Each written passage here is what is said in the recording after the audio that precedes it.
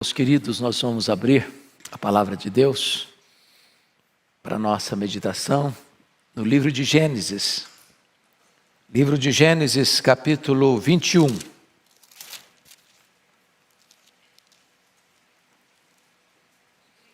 Faremos a leitura até o verso 21, de 1 a 21.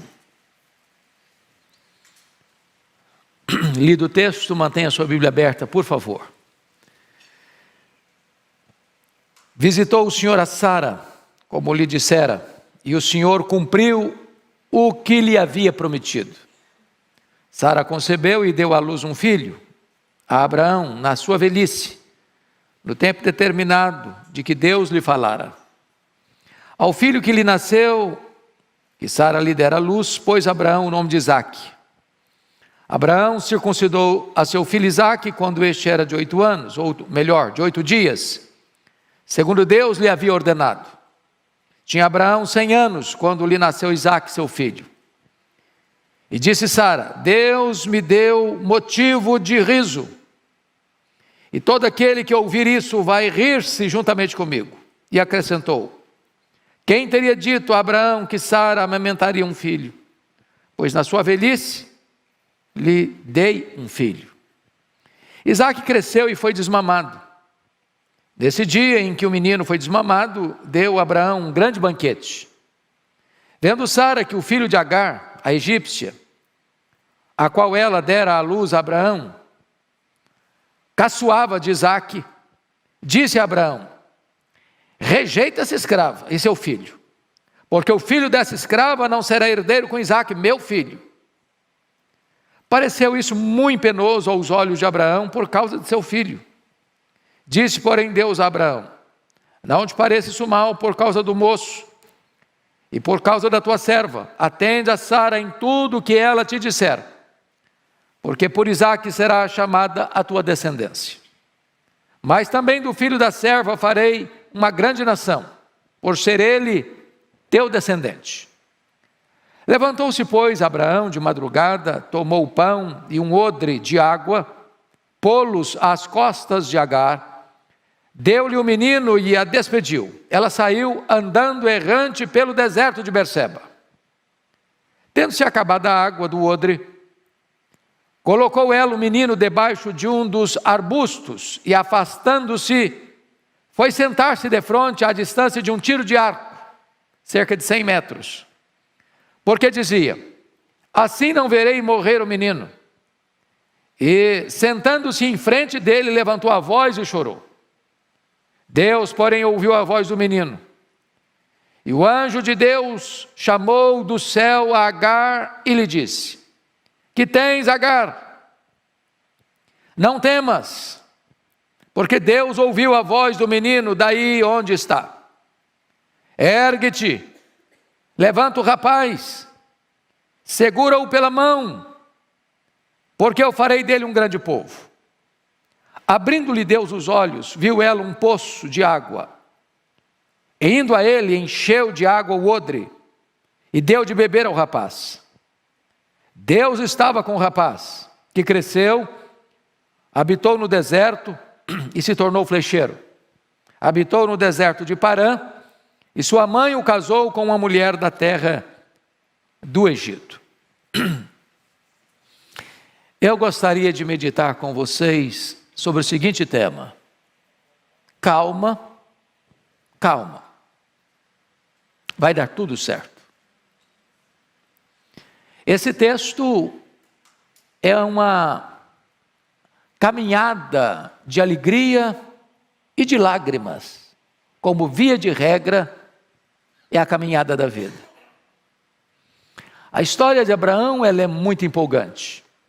Ele morava em Ur dos Caldeus, a capital da Caldeia, uma grande cidade, era a capital, mas uma cidade idólatra. E a família de Abraão adorava os deuses pagãos. Seu pai Terá teve 3 filhos, Naor, Arã e Abraão. Naquela época os casamentos eram consanguíneos. E Abraão casou-se com Sarai, que nós chamamos de Sara. Sara era filha do pai de Abraão. era meia-irmã. Era filha com outra mulher, não da mesma mãe, mas o mesmo pai. Era meia-irmã de Abraão. E diz a Bíblia que ainda em Harã, ou melhor, ainda em Ur dos Caldeus, o filho Harã morreu, quando o pai ainda era vivo, o pai Terá. E eles saem então de Ur, do sul da Mesopotâmia, e vão morar em Harã, no norte da Mesopotâmia. Então Deus disse para Abraão: sai da tua terra, do meio da tua parentela, e vai para uma terra que eu te mostrarei. Abraão tinha nesse tempo 75 anos de idade. Sarai tinha 65 anos de idade. E eu não sei o que você pensaria dessa ideia de sair para um lugar que você não sabe onde é. E a Bíblia informa que Sarai era estéril. Mas logo na saída Deus havia prometido: olha, eu vou fazer de você uma grande nação. Através de você eu vou abençoar todas as famílias da terra. E mais tarde Deus disse para ele que a descendência dele seria como o pó da terra. E depois disse que seria como as estrelas do mar, como as estrelas do céu. Mas os anos se passaram. E Abraão está com 85 anos, 10 anos depois. Eles já tinham tido peripécias. Por exemplo, desceram ao Egito num tempo de fome e Abraão mentiu dizendo que Sara era sua mulher. Eu imagino que Sara devia ser uma mulher muito bonita, porque ela devia ter mais de 65 anos quando desceu ao Egito, e a Bíblia diz que ela era extremamente formosa. Era de parar o trânsito. E o Abraão pensou: se eu falar que essa mulher é minha mulher, eles vão me matar para ficar com ela. Vão levar para o harém de Herodes, o harém de Faraó. Mentiu, combinaram. E de fato a Sarai foi parar lá no harém de Faraó. Por causa disso, diz a Bíblia que o Faraó acumulou Abraão de bens, muitos bens: ouro, prata, ovelhas, bois, camelos, servos, servas. E aí Deus pesou a mão na casa do Faraó, trouxe maldição para a família dele. O Faraó foi procurar o Abraão, deu uma bronca nele, e descobriu a verdade, expulsou Abraão da terra deles. Mas Abraão foi levando muitos bens, escravos e escravas. Agora está Abraão com 85 anos, 10 anos depois. Diz a Bíblia que a Sara chamou Abraão no canto e disse: olha, Abraão, o que Deus prometeu está difícil de se cumprir. Já estou velha, você também, não vai dar certo, eu sou estéril, a promessa não vai se cumprir mesmo. Então vamos fazer uma coisa, vamos dar uma mãozinha para Deus. Você vai pegar Agar, a minha escrava egípcia, vai coabitar com ela, e eu vou ser mãe desse menino, a descendência nossa virá por ele. O Abraão deixou de ser líder, o Abraão deixou de liderar sua mulher, concordou com ela no erro dela, e nasce então Ismael, uma espécie de barriga de aluguel, bebê de proveta. E agora os anos se passaram, e diz a Bíblia que agora Abraão está com 99 anos de idade, e Deus aparece para ele, diz: olha, eu vou cumprir minha promessa. O herdeiro não vai ser o Isaac, no Ismael não, vai ser Isaac, o filho da promessa. E quando Abraão tem 100 anos, Sara tem 90, nasce o Isaac. Imagina a festa, a alegria. E diz a Bíblia que agora, depois que o menino desmamou, e diz os estudiosos que naquela época se desmamava um menino com 3 anos de idade. E agora pensem comigo, se o Ismael nasceu quando Abraão tinha 86 anos, e o Isaac nasceu quando Abraão tinha 100, junta mais 3 de amamento, de aleitamento, então significa que o Ismael tem 17 anos, quando o Isaac tem 3. A nossa cultura, nunca vi ninguém fazer uma grande festa quando o menino é desmamado. Você já viu? Eu não vi.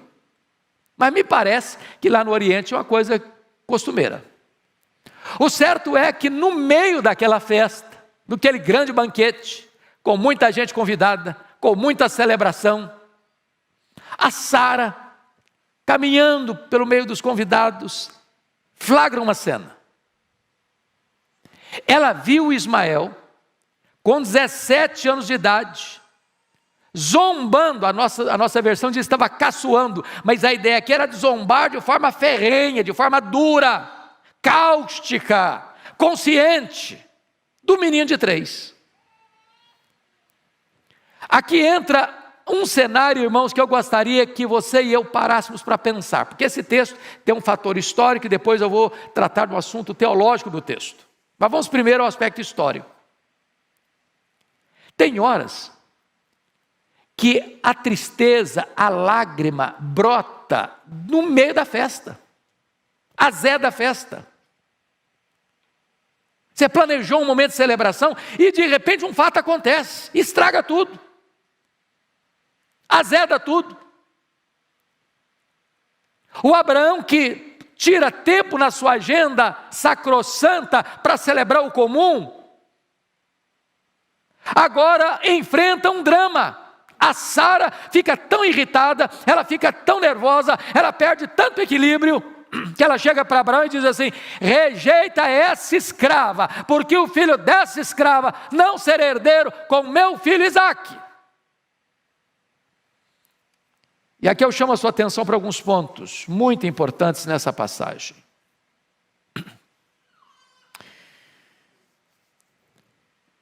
Primeiro ponto que eu chamo a sua atenção, agora olhando para a perspectiva de Agar, é a crise, a dor de ser rejeitado. Olha comigo o versículo 10. Rejeita essa escrava e seu filho, porque o filho dessa escrava não será herdeiro com Isaque, meu filho. E eu chamo a sua atenção para as 3 palavras. A primeira palavra é rejeita. Porque talvez não tenha um sentimento humano mais doloroso do que o sentimento da rejeição. Porque só é rejeitado quem um dia foi prezado. Só é jogado fora quem um dia valeu para alguma coisa.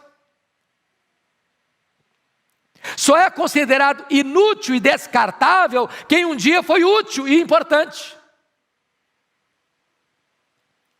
E quantas pessoas machucadas na vida, porque foi rejeitado pelo namorado, pela namorada, pelo noivo, pela noiva, pelo marido, pela esposa, pelo amigo, pelo irmão.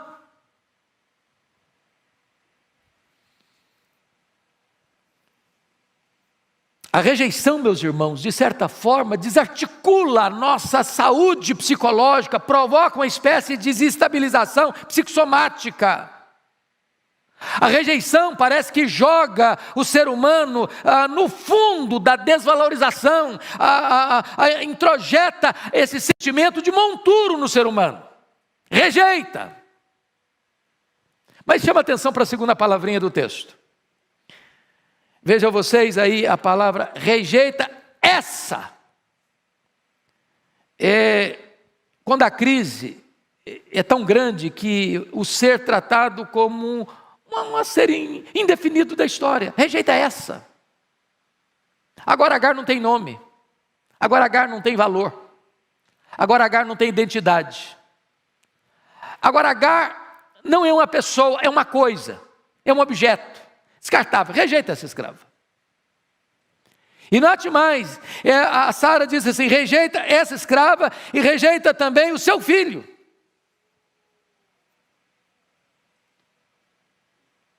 Rejeita o filho dessa escrava. Ninguém tem nome, ninguém tem identidade, ninguém tem valor. E quantas pessoas, irmãos amados, que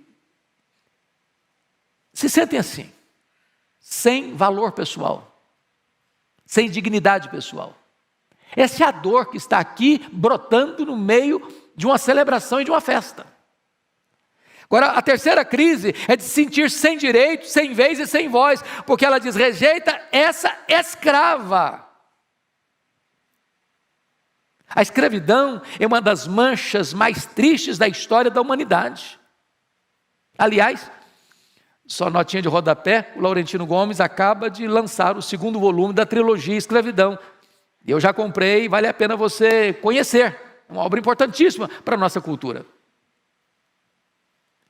Mas agora Agar não tem voz, agora Agar não tem vez, agora Agar não tem oportunidade, agora Agar não tem defesa para fazer, não tem a quem recorrer, rejeita essa escrava. Ela não pode se manifestar, ela não pode opinar, ela não pode falar, ela não pode expressar o que sente, ela tem que se conformar, ela não tem vez, ela não tem voz, ela não tem direitos, ela só tem dever de ficar calada, esmagada, rejeitada. Agora notem comigo, Sara mostra que a razão maior da atitude dela, confiram comigo no verso 10, está claramente posto aqui. Porque o filho dessa escrava não será herdeiro com Isaac, meu filho. Eu não estou entrando ainda no campo teológico, estou apenas entrando aqui no campo histórico, existencial. Do ponto de vista humano, o que está regendo o coração de Sara aqui é o aspecto herança. Agora pense comigo um pouquinho. A cena é complicada mesmo. Porque vejam vocês, que quando nasce o Ismael, e ele agora está com 14 anos, quando nasce o Isaac, foi um golpe dramático na vida da Agar e dele. Por quê? Primeiro, porque Abraão era um homem extremamente rico. Segundo, porque ele seria o único herdeiro daquela fortuna toda. Ainda mais, ele seria o líder daquele grande clã. E finalmente, imaginava ele, seria ele o herdeiro de todo aquele legado espiritual de Abraão. E agora, quando o menino nasce, de certa forma, é uma frustração a todo esse projeto, a toda essa expectativa, a toda essa esperança. Agora pense comigo se tem acontecido hoje conflitos, tensões e brigas dentro das famílias por causa de herança. Se esse ainda é um motivo de briga nas famílias. Se é um ponto de tensão nas famílias. Agora, vamos avançar um pouco mais e ver que a crise, ela vai se estabelecendo por se sentir, de certa forma, sem rumo na caminhada da vida. Porque olha comigo agora, por gentileza, o versículo 14 do nosso texto. Então, olha aí, versículo 14. Levantou-se, pois, Abraão de madrugada, tomou o pão e um odre de água e pô-los às costas de Agar, deu-lhe o menino e a despediu. Ela saiu andando errante pelo deserto de Berseba. Então veja comigo algumas coisas. Primeiro, ela saiu. Tem que ir embora. Não tem mais espaço. Não tem mais acolhida, não tem mais teto, não tem mais casa, não tem mais lar, não tem mais família. Ela tem que ir embora. Ela não tem herança. O que cabe a ela é um pedaço de pão e um odre de água. Para fazer uma jornada no deserto, o que é isso? Deserto não tem rio, deserto não tem córrego, deserto não tem fonte, deserto não tem água. Levar essa mulher para o deserto com um odre de água e um pedaço de pão é matriculá-la na escola da morte. Ela haverá uma sentença. E ela tem que sair. A crise é grande e ela então anda, diz a Bíblia, errante pelo deserto. Primeiramente, note você que andar errante é andar sem rumo, sem norte, para lugar nenhum. Para onde você vai? Estou errante.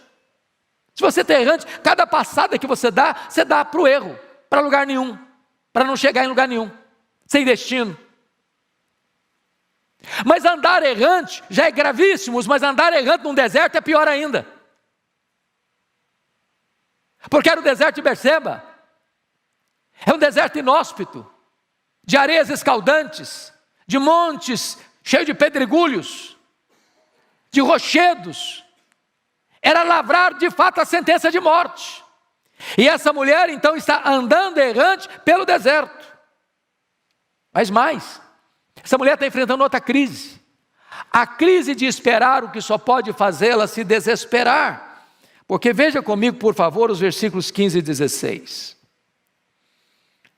Tendo-se acabado a água do odre, colocou ela o menino debaixo de um dos arbustos, e afastando-se, veja comigo, e afastando-se, foi sentar-se defronte, à distância de um tiro de arco, que representa 100 metros, porque dizia: assim não verei morrer o menino.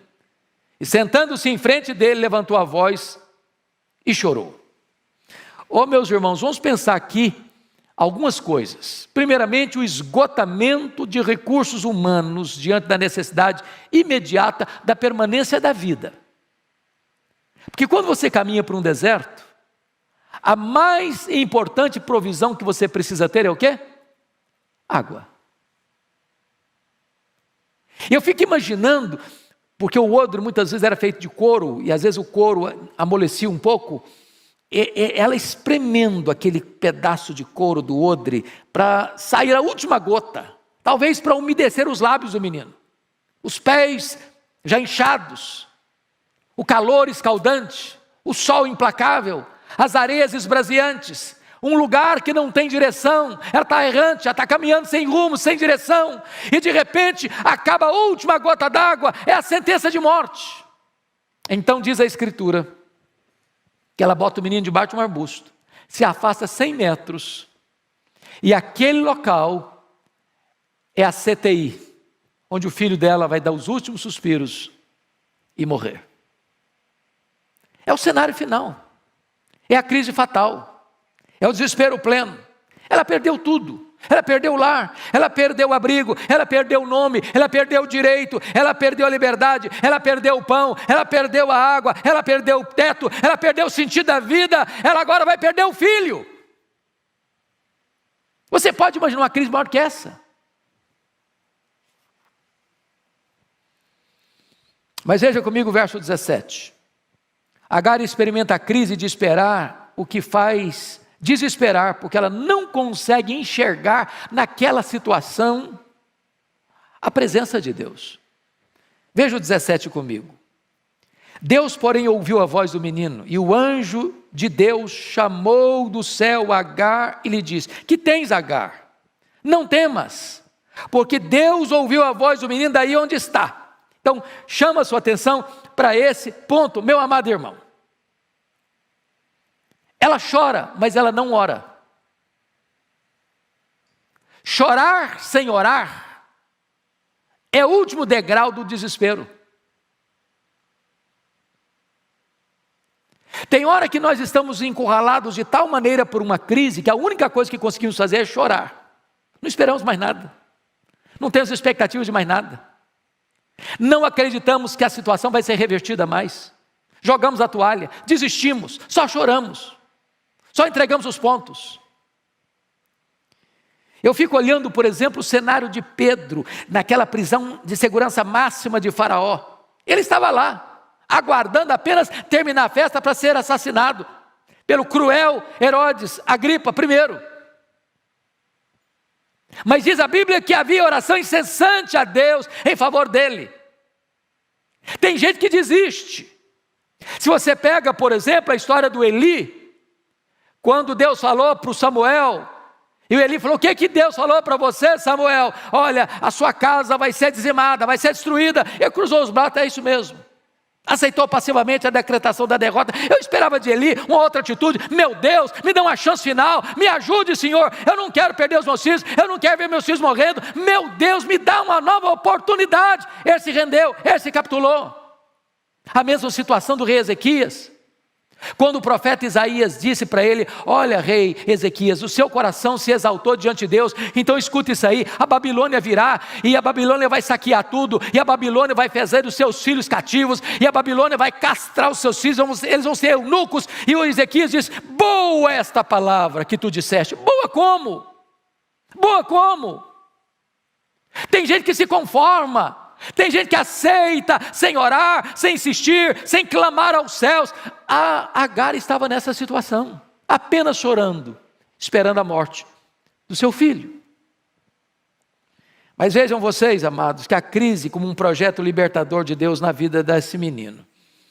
Porque a primeira coisa que me impressiona é que Agar é expulsa da casa de Abraão sem ter seu nome citado. Rejeita esse escravo. O que é o nome de um ser humano? É a sua identidade. Agora, o que Deus faz? E notem vocês que não é um anjo. Preste atenção aí no verso 17, é o anjo. E quando você encontrar no Antigo Testamento essa expressão, o anjo, é uma expressão da segunda pessoa da Trindade, é uma teofania. Então, se para Agar ela não tem nome na terra, para Deus ela tem nome. Se ela não tem valor para uma família, para Deus ela tem valor. Se esse menino que está na CTI, nos últimos momentos de vida, já sucumbindo pela sede avassaladora, para Deus esse menino tem valor. O que representa isso para nós, irmãos? Talvez você que está me assistindo aqui, ou talvez você que está me assistindo aí pela internet, está vivendo um momento tão difícil, tão doloroso, tão amargo, que você diz, meu Deus, agora não tem mais jeito, agora eu estou no funil da história, agora eu estou no fundo do poço, agora eu estou no fim da linha, para mim não tem mais esperança, para minha família não tem mais jeito, para o meu casamento não tem mais jeito. Eu quero dizer para você que Deus conhece o seu nome, que Deus sabe onde você está, que Deus é poderoso para virar o jogo, que Deus é poderoso para virar a mesa, que Deus é poderoso para restaurar a sua sorte. Agora notem mais, amados. Vejam vocês comigo, por gentileza, que algumas coisas começam a acontecer.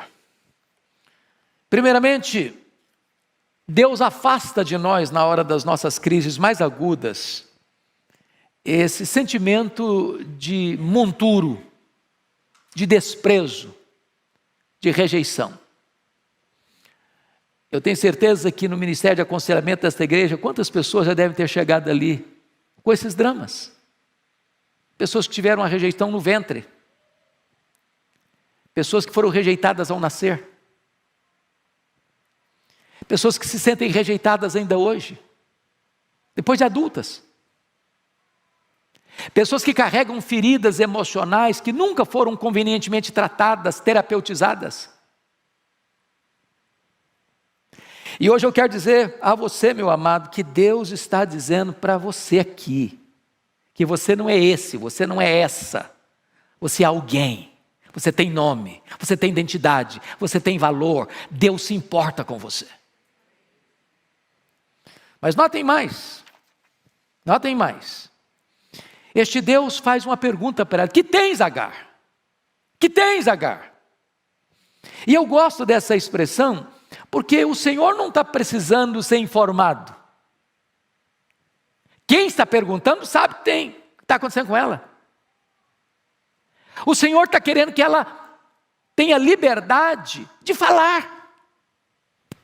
Porque a pior escravidão, irmãos, é a escravidão de não poder se expressar, de não ter liberdade de expressão, de você não falar o que sente, de você não poder abrir o coração, de você não poder destrancar os cadeados da alma, de você dizer, está doendo,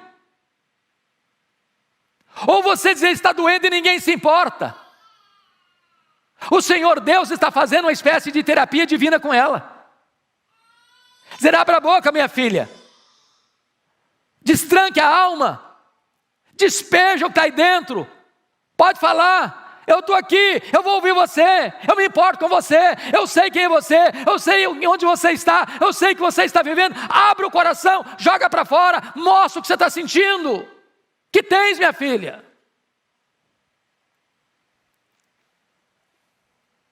Agora notem,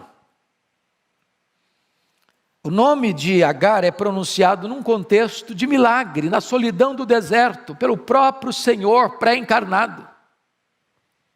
Olha que coisa fantástica.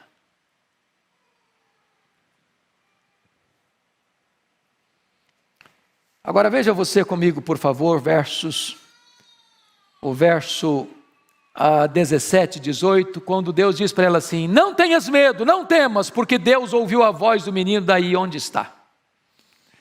Eu não sei qual foi a voz do menino. A Bíblia não diz se o menino falou, se o menino gemeu, se o menino gritou. Se a voz do menino era articulada ou inarticulada. Ô irmãos, Deus escuta até gemido. Deus escuta até silêncio. Deus escuta. E eu queria hoje, com toda a intensidade da minha alma, dizer que, mais do que nunca, Deus está escutando a voz dos meninos deste país. Eu não sei se você está vendo o que está acontecendo no Brasil, e isso não traz indignação à sua alma, repulsa o seu coração. Eu não sei se você se conforma diante do silêncio das autoridades constituídas, onde as crianças brasileiras estão sendo usadas para comércio e para fazer propaganda de ideologia de gênero, usando as nossas crianças para perverter princípios e valores da família. Onde está o ECA? Onde está o cuidado com criança e adolescência dessa pátria? Onde são as autoridades que olham isso passivamente, ou aplaudem isso? Crianças sendo usadas para aquilo que vai desconstruir princípios e valores, induzindo crianças a práticas sexuais precoces e pervertidas. E podem ter certeza, meus irmãos, Deus não fica passivo lá nos céus diante de um abuso como este. Deus ouviu a voz do menino. Agora notem, Deus dá uma palavra para a mãe, Deus dá uma palavra para Agar. E notem comigo o verso 18, que Deus tem 3 afirmações para dizer para ela. Primeiro, ergue-te, ergue-te, toma posição, mulher, não entregue o seu filho, não abandone o seu filho, não desista do seu filho, não entregue o seu filho à morte, levanta, posição de firmeza, de combate, ergue-te. Tem muitos filhos, irmãos, que estão caminhando para a morte, porque os pais não se posicionam, porque os pais não tomam medida, porque os pais estão vendo e não fazem nada.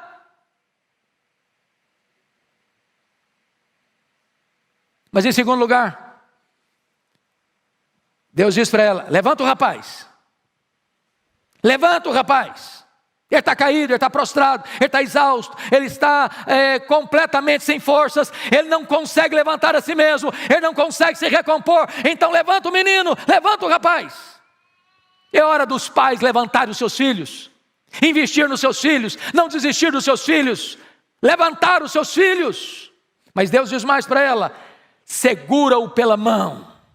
Segura-o pela mão. Irmãos amados, está na hora de pai e mãe ficar do lado do seu filho, da sua filha, dizer, aqui não, aqui não, aqui não.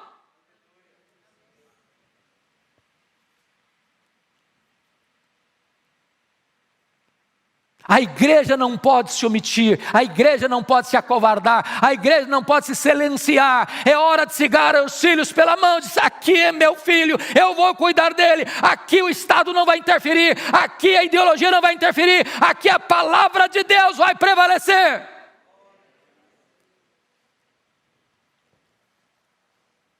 Agora notem, irmãos, que Deus muda tudo na crise, porque providencia um escape milagroso para quem está falido de recursos.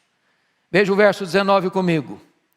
Abrindo-lhe Deus os olhos, viu ela um poço de água, e indo a ele encheu de água o odre e deu de beber ao rapaz.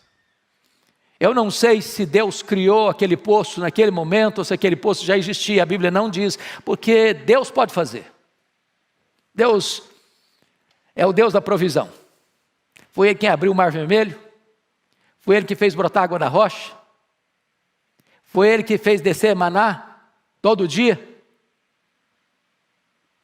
foi Ele que abriu o Jordão, é Ele que faz com que a mulher estéril seja alegre mãe de filhos, Ele que levanta os nossos filhos e dá esperança para eles. Ele é o Deus dos milagres.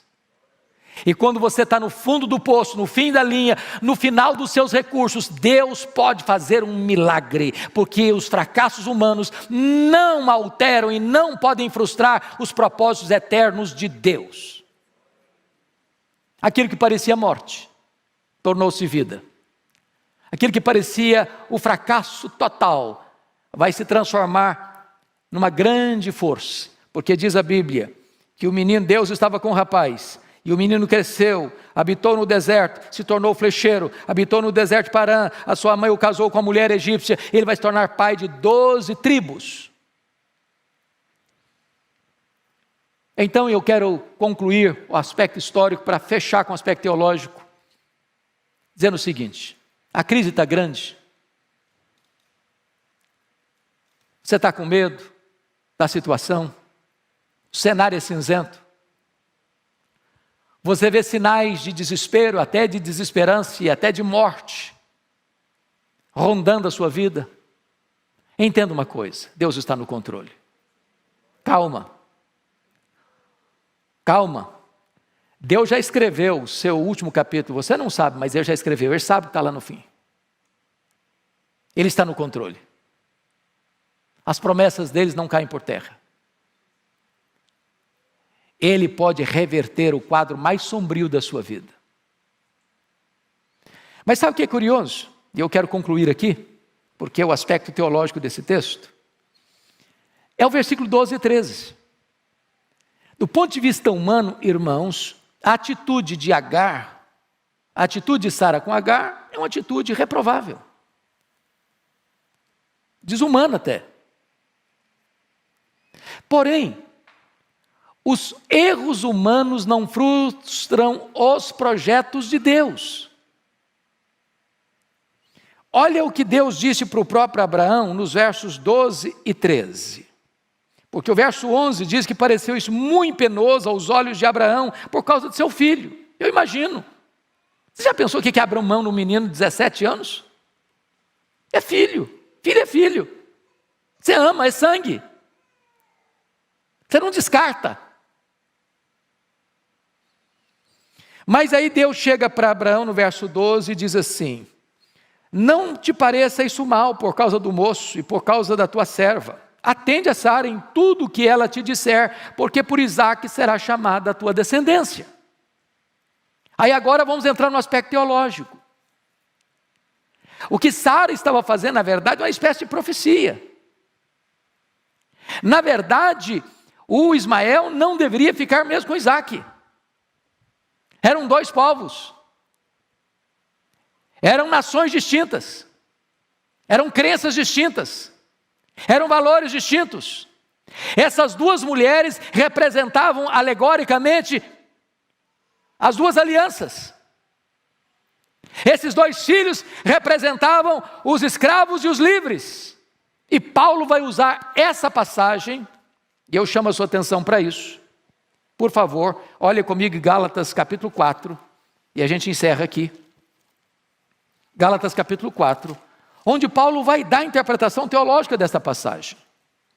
E vale a pena ler com atenção o significado, Gálatas 4, a partir do verso 21 até o 31. Eu vou pedir que você se levante, com a Bíblia na mão, e você vai ler comigo pausadamente, audivelmente, esse texto. Então vamos lá. 21. Dizei-me vós, os que quereis estar sob a lei, acaso não ouvis a lei? Pois está escrito que Abraão teve 2 filhos, um da mulher escrava e outro da livre. Mas o da escrava nasceu segundo a carne, o da livre, mediante a promessa. Estas coisas são alegóricas, porque estas mulheres são 2 alianças. Uma, na verdade, se refere ao Monte Sinai, que gera para a escravidão.